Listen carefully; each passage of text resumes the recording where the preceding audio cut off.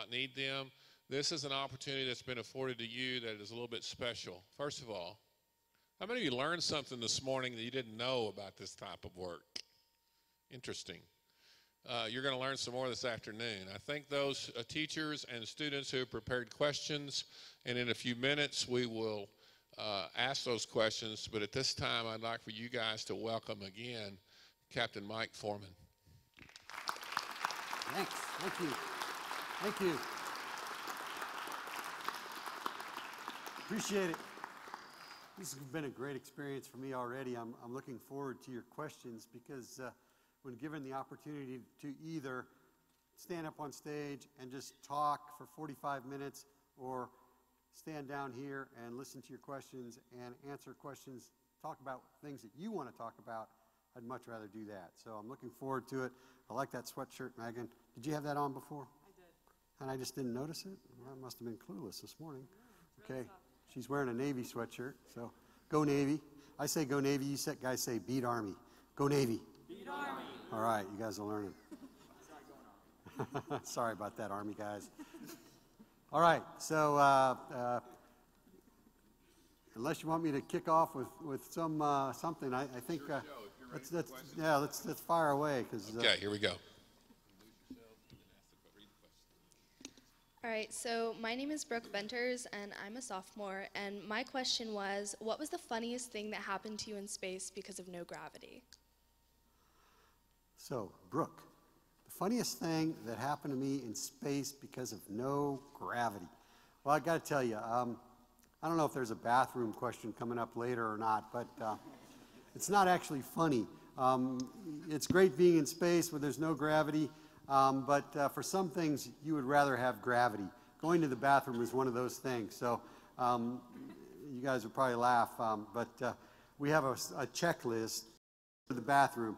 Going number one in space is easy. You know, turn on the vacuum, basically, and pee into a hose. I mean, it's pretty easy, right? Going number two, there's a few more steps involved. And it's important to follow those checklists because you want everything to go where it's supposed to go. You don't want to surprise your crewmates, you know, with anything. So. Thank you. Interesting. Hello, I'm Jackson Black. I'm a junior here at Har-Ber High School, and my question is, what is your opinion about people who say we've never actually been to space? We've never been to space. I've been to space, so I think those people are crazy. I tell you, you know, people put things out on the internet. Just because you read it on the internet does not mean it's right. Correct? Everybody understands that?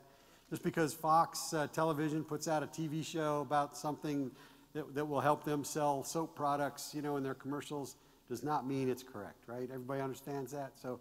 You can use your mind and figure out, you know, make your own decisions on this stuff. So, you know, I get a little chuckle out of some of the people. And, you know, the latest thing, who's heard of the Flat Earth Society now? People, I mean, come on. You know, I've been around the Earth 421 times in space, and I've seen that the Earth is round from every possible vantage point in space.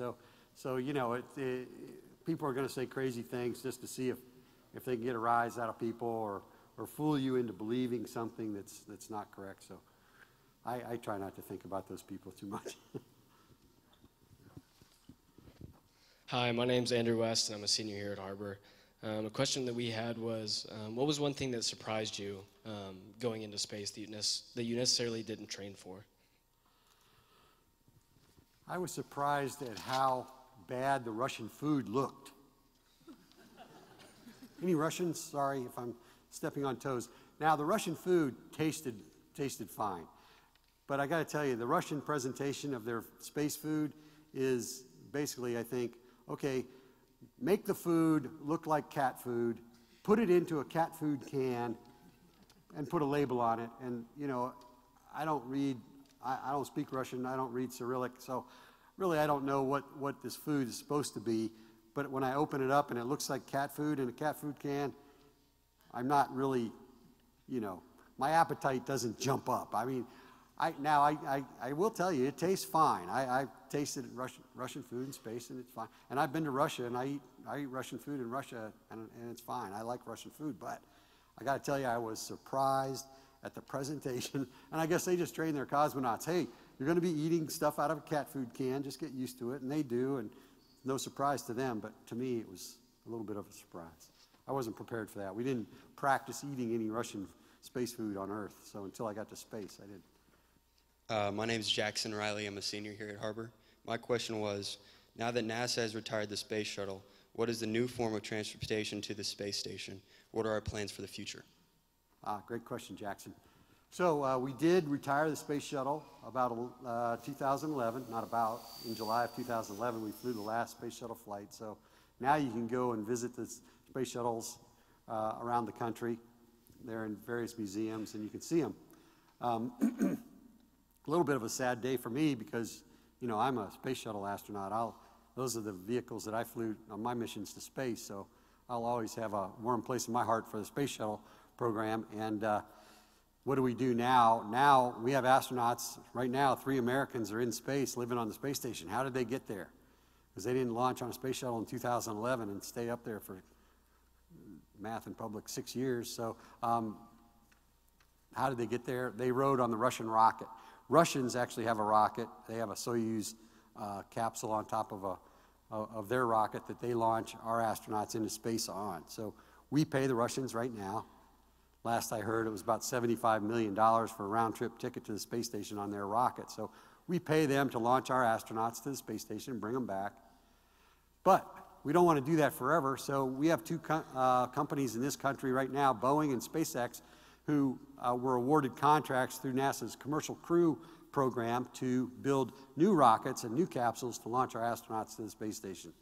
Now, they're a little behind, but, you know, building a new rocket and a new capsule is not an easy task, so they're a little behind, and they're hopefully going to launch their first rockets with people by the end of next year. So it's a little longer than we had hoped from the time we ended our space shuttle program until the time that we have another rocket with a U.S. flag flying from this country.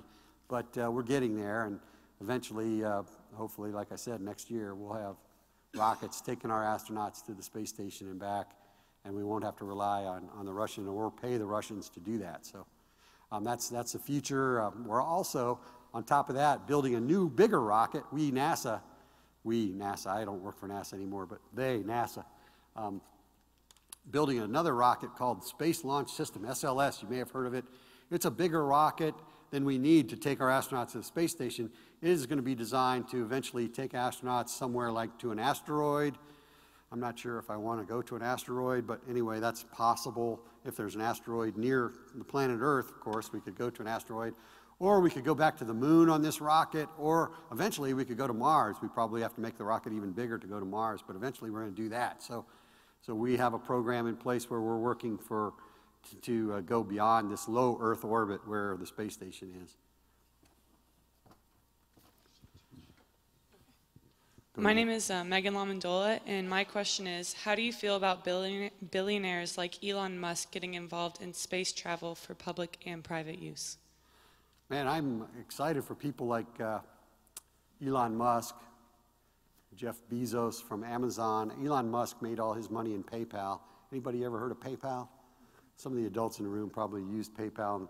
He sold that company years ago, probably earned about $1 billion selling that off. But anyway, I love that these billionaires decide to start space companies because no matter where the money comes from, we're learning more about traveling in space when these guys venture off and do these things.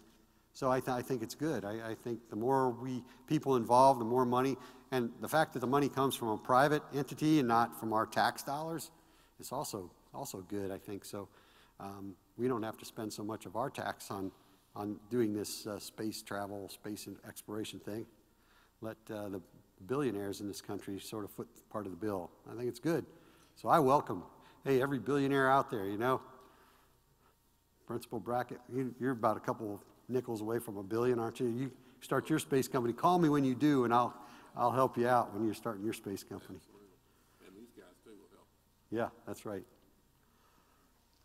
Hi, I'm Isaac Benshoff. I'm a senior here at Har-Ber, and my question was, how does one prevent muscle atrophy in 0 Gs? In other words, how do you lift weights in space? Well, that's how we do prevent muscle atrophy is we exercise, and we exercise those muscles. But you're right, in a weightless environment, lifting weight doesn't really work your muscles so much. So what we have is something called our ARED, Advanced Resistive Exercise Device. You know, whenever I spout out an acronym, I have to stop and think for a second to make sure I can remember what the acronym stands for, because a lot of times I'll say an acronym, somebody will say, what does that stand for? And I'll say, I don't remember. But ARED is the device they have on the space station. It doesn't use weight, it uses resistive forces to seem like weight, so that our astronauts can actually lift weights in space. And they lift weights every day, and they get a cardio workout on either the treadmill or the exercise bike every day while they're in space. So for 6 months, every day, you're spending 2 to 2.5 hours of your day working out.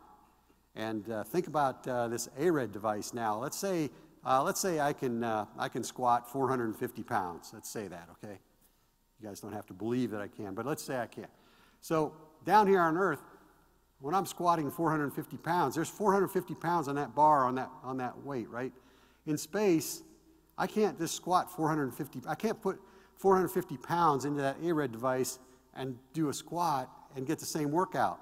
Because what? Down here on Earth, I'm actually lifting my own weight too, right? 450 pounds on the bar plus my own weight when I squat. So now we have ARED device. You can dial that thing up over 600 pounds of resistance to get the same workouts. And those guys are using that. So it's an amazing device and designed to work in 0 gravity. And same with the treadmill and the exercise bike. The exercise bike is not a problem. You don't need a seat on your exercise bike because you don't really have to rest your body. You're weightless. So all you need are pedals, you know, that you can clip into. You can pedal on this exercise bike.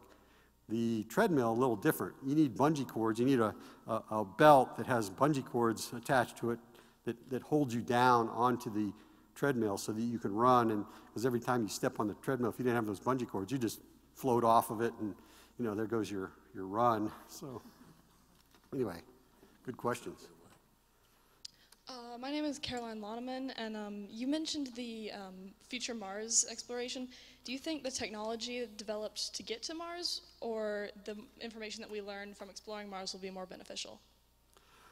Well, I think that exploring Mars will be very beneficial, but I don't think that we're there technologically to launch a mission to Mars today.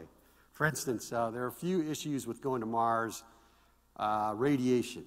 You know, when I'm in space, in the space station, low Earth orbit, I still have the asteroid belt protecting me from a lot of the sun's radiation. You know, that we live inside this asteroid belt that protects us. I don't know if you know that, but it does. And so I'm not getting a lot more radiation at the space station than I'm getting when I'm standing down here on Earth. A little more, but because there's no atmosphere protecting me up there, I'm above the atmosphere. But going to Mars now, you're going to have to deal with a lot of radiation, and so we need some new materials developed that are light enough that can protect us from this radiation at the same time.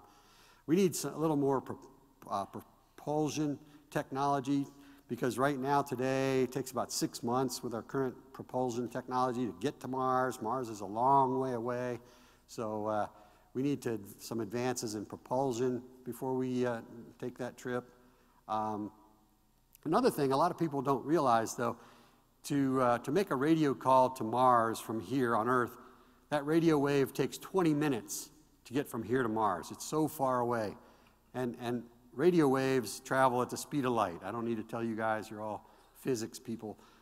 So speed of light, 20 minutes. It's a long dang way. When I'm on a spacewalk at the space station, if I have an issue, my radio is voice activated. All I have to do is talk, and everybody in the space shuttle, the space station down here in Mission Control in Houston, they hear me immediately. You know, within a nanosecond. It's that close. So if I have a question about something, hey, there's something wrong with this bolt. You know, it's not turning like it's supposed to. Any suggestions? You know, I always say being an astronaut's like taking an open book test. Anytime you have a question, you just voice it, and you get an answer back from the hundreds or thousands of engineers that are listening and ready to help.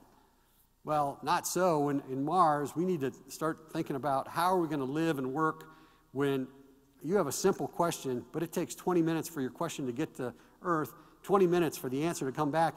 If we know it right when you ask it, you know, do I push the red button or the green button? Red. Okay, 40 minutes later, you got your answer. So we have to learn to work a little more autonomously than we do right now in space. So there's some things that we're working on, and NASA is, every day, a lot of people at NASA working on this and trying to develop new things and new procedures, new techniques for how are we going to work, how are we going to send people to Mars and then get them back and have them work and be successful up there. So, good question. My name is Ethan Graff, and I am a sophomore. And my question was, I know personally for you, the best route you believe to become an aerospace engineer was the Naval Academy. However, cost and level of college classes are not the same today. What is your professional opinion of the best route today to become an aerospace engineer? To become an aerospace engineer? Well, I think for engineering, you know, state schools are a great option because universities that teach engineering have to be accredited. And the private school that has an engineering program has to be accredited the same way as a state school, but the private school is going to charge you a lot more for tuition and cost of living and all that kind of stuff. So if you're going to be accredited the same way, the engineering program has to be accredited by the same accreditation people.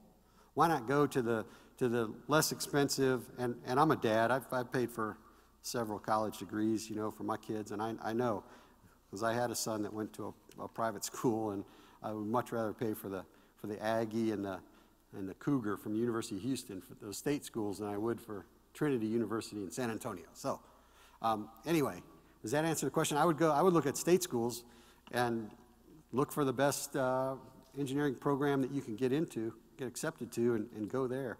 Okay. Thank you. I didn't pay for anything at the Naval Academy, except I gave them, you know, I stayed in the Navy for 30 years after I retired, so they wanted me to stay for 5 years, and I gave them an extra 25, I guess, to pay back for that degree, but it was free. Free. My name is Catherine Ryan, and I'm a junior here, and my original question is very similar to Isaac's, but were those exercise technologies developed before the first space mission, or were they developed in response to seeing what extended time in space does to the human body? I think we knew a little bit about what extended time in space would do to the human body, and what it does is not only muscle atrophy, which is, we kind of understand that, you know, because we know that people that don't get to exercise, people that are confined to bed for whatever, their muscles atrophy because they're not using their muscles. So we knew that, but I don't think we knew the effects that would have on our bone density, and bone density is very important too. So that's when we learned that we really need to give these astronauts a way to exercise their muscles, because by exercising the muscles, these muscles, like my forearm muscle, is attached at both ends of my bone here. And sorry, I'm not a, what is it? My ulna and my radius. Thank you, Megan. So because of that muscle is stretched between the ends of those two bones, and it's pulling, as long as I'm exercising this muscle, it's a tight rubber band, and it's pulling on both of these bones and causing tension. And because of that tension, the bone says, hey, we have to rebuild ourselves. And your bones are constantly rebuilding themselves. We have to constantly rebuild ourselves strong enough to support the tension in that muscle. So that's what we said. We need an exercise device that will allow these astronauts to exercise all of the major muscle groups so that these tension on their bones stays strong enough so that their bones don't get osteoporotic. Osteoporosis is a disease that elderly people get when their bones start to get less dense and brittle. So we don't want that to happen to our astronauts. We saw it happening early on when we had long-duration astronauts going to space, coming back, and we can measure bone density on Earth here with certain X-ray techniques. So we know that you will lose bone density if you don't work out. So that's what we we figured out, and we put those procedures in place, those protocols that we exercise every day for 2.5 hours, and make sure that, and then we check our astronauts when they come back, and we're finding that those techniques are working, and they're not losing bone density, so that's what we're doing. But then we learn other things, like some astronauts are coming back from long duration missions, and their vision has changed because the pressure, intracranial pressure in their eyeball, or interocular pressure, I guess, is causing a little bit of the eyeball shape to change, and that's affecting their vision, and so things like that. Now we're still trying to solve that one. We don't know why that is happening, but it's starting to appear in some astronauts that have spent 6 months in space. So solve one thing, another problem comes up, so just always working at it. My name's Nick Lewis. I'm a senior here at Har-Ber, and my question was, since time on Earth is measured by the rotation on its axis, do you measure time the same way in space, or do you use something else? We measure it the same way, and it appears to pass at the same amount. Time is time in space. We work off of, the space station works sort of off of Greenwich Mean Time, which is sort of our major partners on the International Space Station is Russia.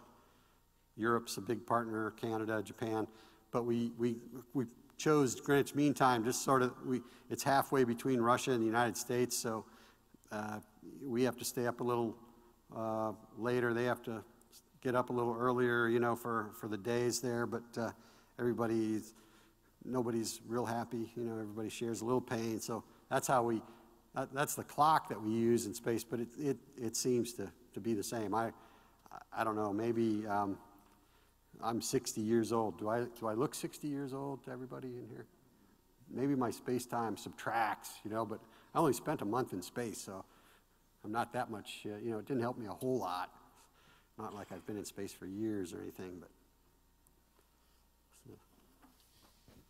I'll take a few more questions in a moment, but before we do, I want this group to recognize Mr. Klaus for his work in bringing Captain Foreman to Har-Ber High School. Would y'all thank him for that?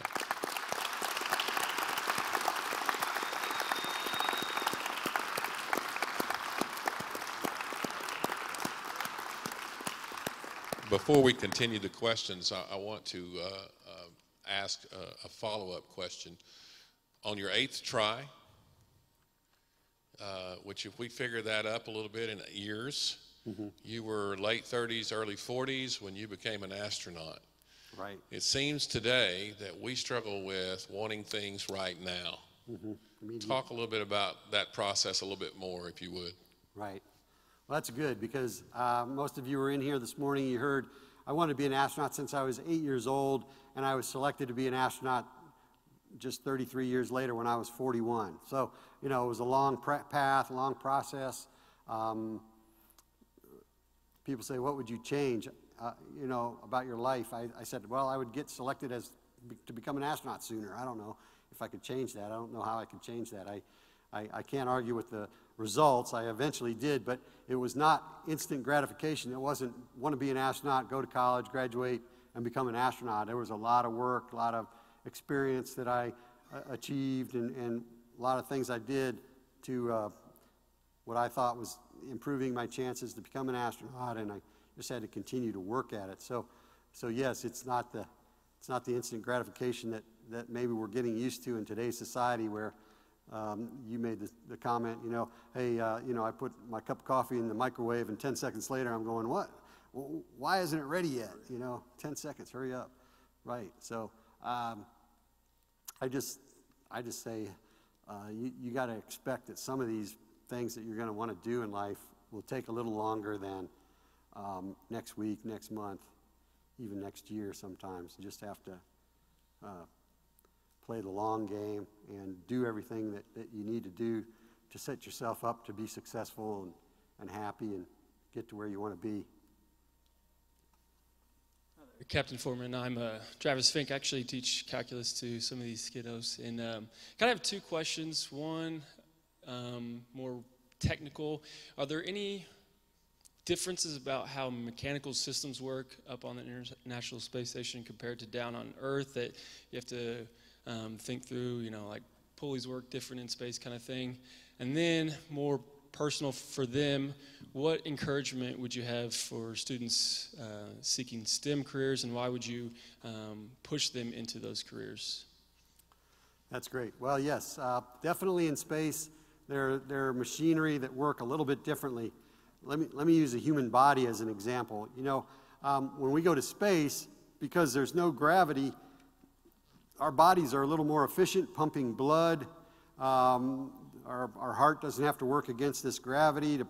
Right now, it's trying to pump blood up to my brain, and there's a little gravity differential there, so it's having to work in space. I'm floating, so the human body works a little bit better. In fact, you know right away that your body is more efficient. It doesn't need as much fluid to perform in space. So when you get to space, your body realizes, hey, we got too much fluid. So for the first few days in space, you're constantly peeing to get rid of excess fluid. Some of the fluid actually goes to your head. You feel a little congested. But a lot of it you get rid of. In fact, I thought I was losing weight in space because the first couple of days, you know, I noticed that my pants were a little loose. Well, it was because of all the water weight that I lost, because when I came back to Earth, I had to rehydrate, you know, so I wouldn't come down here and pass out from dehydration. So I rehydrated, and my clothes just fit sort of the same. I didn't lose any weight. So, having said that, machinery also, same thing. Machinery pumps and things can work a little more efficiently because they're not working against gravity, and there's not as much frictional resistance in them. In the turbo machinery, things that are rotating. So those things work a little bit better too. We notice things like that. STEM, I am a big proponent for STEM careers, and part of me, it's a little bit selfish of me. I work in the STEM field. I was an astronaut, obviously. I was an engineer. I still am an engineer, consulting on construction projects now. And I selfishly want to be replaced someday by one of you all, you know, that goes off and gets an engineering degree, and because I think we're losing a little bit of our technical edge in this country, because a lot of you are thinking about studying business in college, and business is great, you know, and Elon Musk is a businessman, and he sold PayPal and made $1 billion. But I think a lot of business majors don't make as much money as their engineering counterparts on average, and I think we're losing those. We're losing our edge. We are not educating enough engineers. We're not pumping out, graduating enough engineers and scientists in this country. I think we need to. We need to get back to that. We need to hopefully inspire people to go into those fields.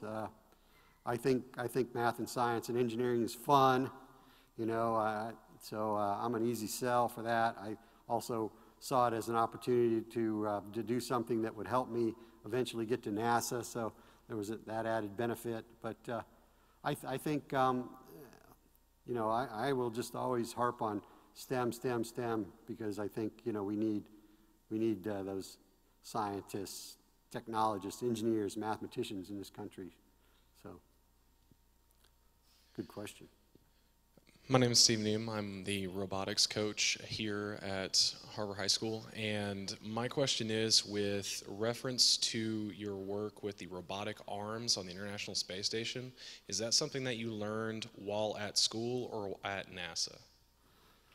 Well, it's an interesting question, because they didn't actually let me touch the robotic arms in the space station. Let me tell you how it works. You become an astronaut. The bottom line is most astronauts learned all of their robotics operational techniques at NASA, because NASA has certain ways that they want to teach you to operate their robotic arms very safely and very carefully. And so if they had known anything about robotics beforehand, it probably was all expunged and replaced by NASA training. But anyway, I came to NASA. I went as an astronaut. I learned the basics, Astronaut 101, all the coursework that I took as an astronaut candidate. ASCAN, we call astronaut candidates. That's what you are for the first year and a half of your astronaut career, as an ASCAN.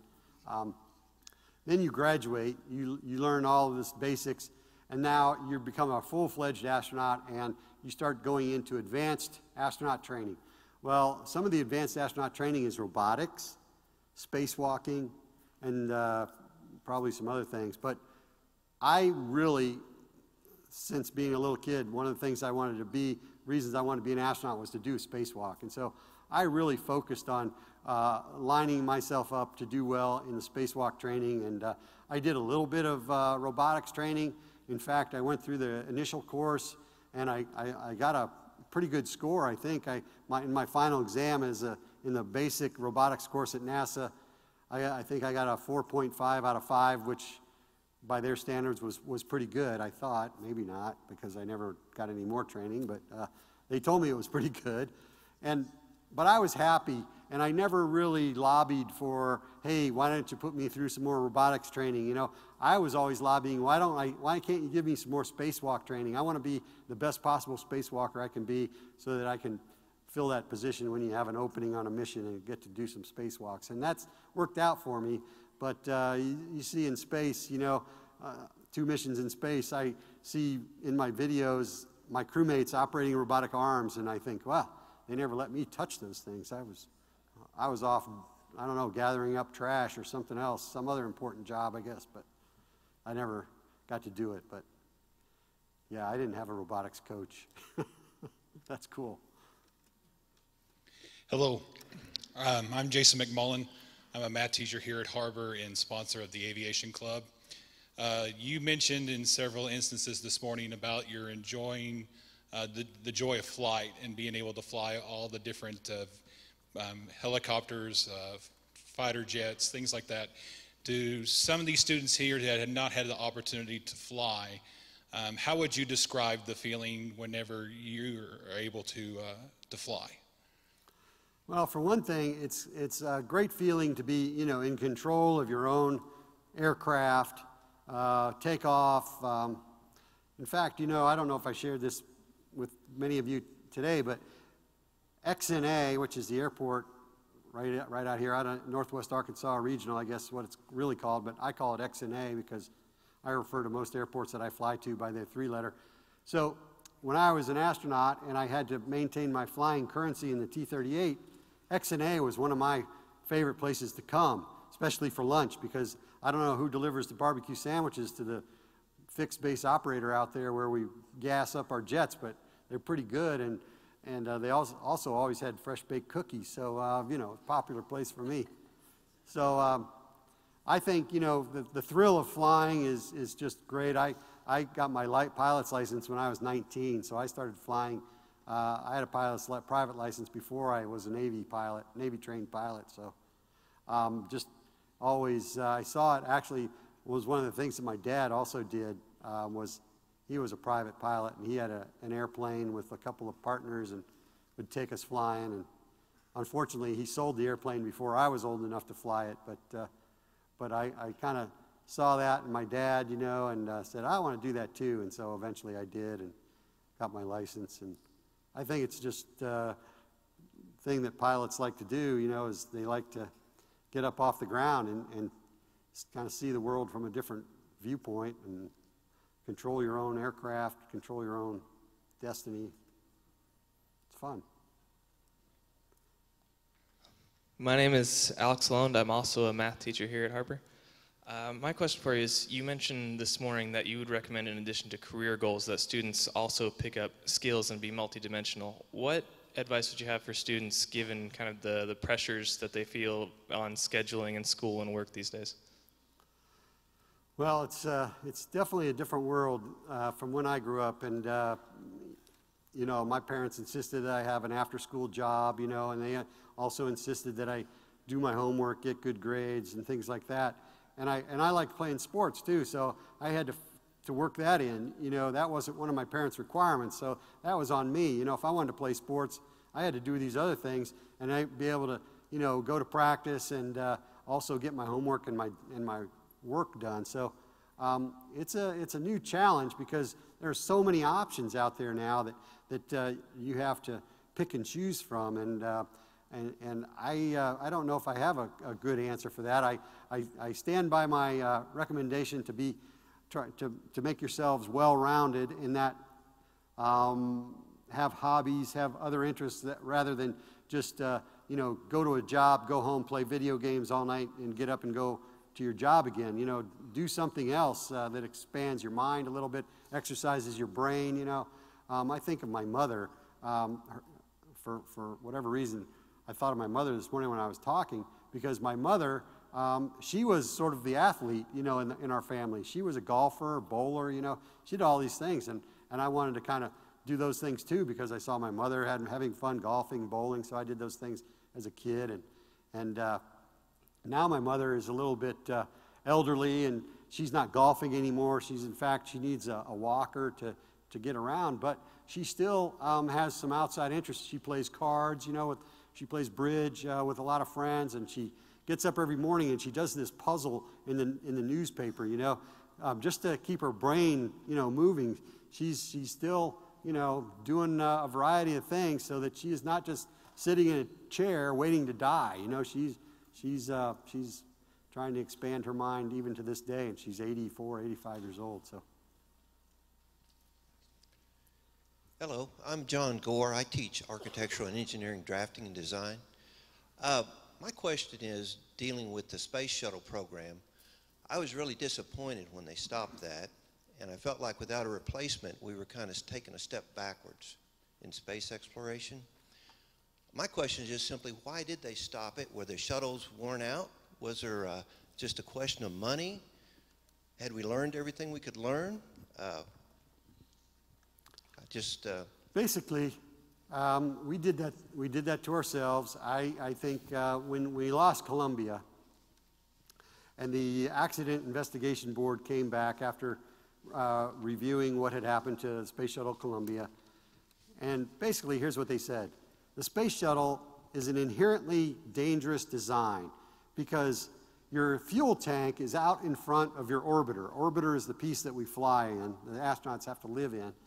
Your fuel tank is out in front of that. The fuel tank has to be covered in foam, because if it's not covered in foam before we launch, it's going to be covered in sheets of ice, because the liquid hydrogen, liquid oxygen inside that fuel tank are so cold that all the moisture in Florida would immediately condense on that tank and freeze, so then we wouldn't even be able to launch because the thing would be so heavy we couldn't even get it off the ground. So we got to cover it in this foam to protect it, but now we haven't perfected this application process for getting that foam to stick all the time. So foam came off. In Columbia's case, a piece of foam came off, a piece of styrofoam basically, and about the size of a small suitcase, hit the leading edge of Columbia and damaged the leading edge of Columbia to the point that it couldn't withstand re-entry.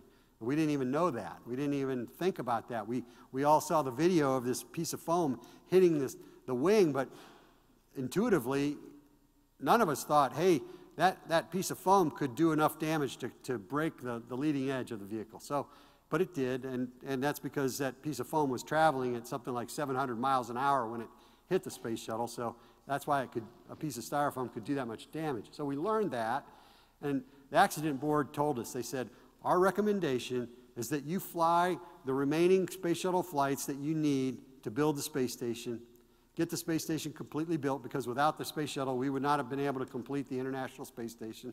We needed that payload capability to take the pieces up there. And then you should retire the space shuttle. I mean, they were telling us this in about 2004, 2005. We didn't retire the space shuttle till 2011.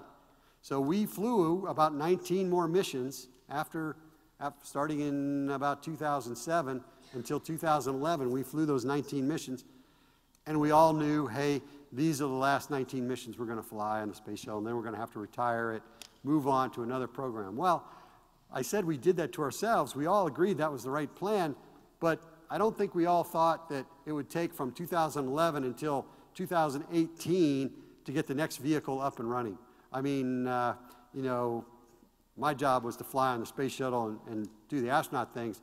I was expecting somebody else to figure out, hey, how do we plan a project, a program that we can get up and running in a couple of years and have another vehicle ready to fly? Not 8 years, so 7, 8 years. So we did it to ourselves. We all thought, you know, we did need to retire the space shuttle just because of that design problem that we did as well as we could. We didn't have any other issues.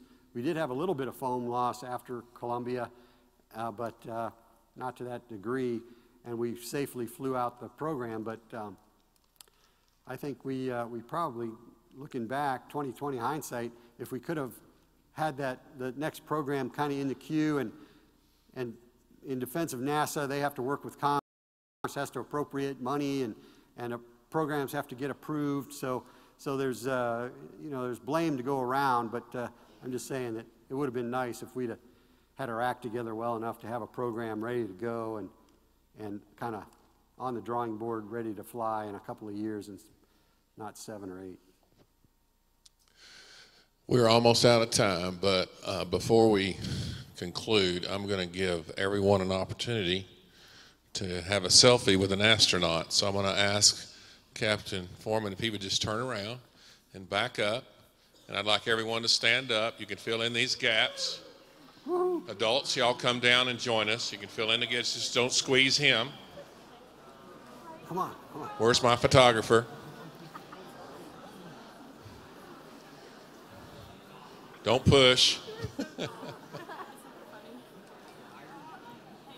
Hello. If you can see the camera, then you should be fine. Okay, on 3. We're going to count to 3 and then say thank you. Ready? 1, 2, 3.